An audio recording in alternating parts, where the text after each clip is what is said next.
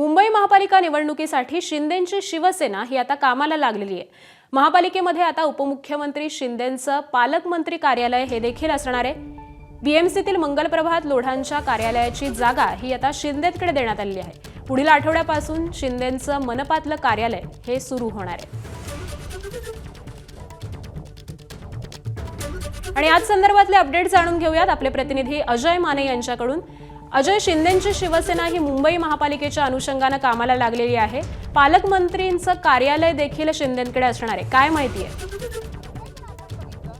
लहान मुलं असतील ज्यांना श्वसनाचे आजार असतील शिंदेंकडे जे ते हे नवं कार्यालय जाणार आहे। विशेष बाब म्हणजे की या आधी हे संपूर्ण कार्यालय मंगलप्रभात लोढा यांच्याकडे होतं, पण आता हे कार्यालय जे ते एकनाथ शिंदे वापरणार आहेत। एकनाथ शिंदेंचे कार्यकर्ते असतील किंवा पक्षातील जे आमदार खासदार असतील त्यांच्या मार्फत या ठिकाणी जो आहे तो एक जनता दरबार घेण्याचा प्रयत्न असणार आहे। एकीकडे आपण पाहिलं तर मुंबई महानगरपालिकेच्या निवडणुका जानेवारीमध्ये होणार आहेत। तत्पूर्वी आता शिंदेंची शिवसेना 1 महिना आधीच ॲक्शन मोडमध्ये आलेली आपल्याला पाहायला मिळते।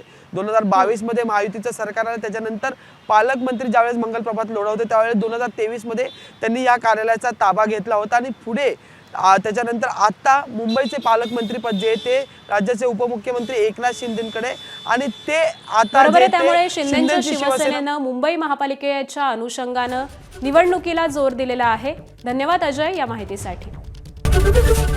एबीपी माझा, उघडा डोळे बघा नीट।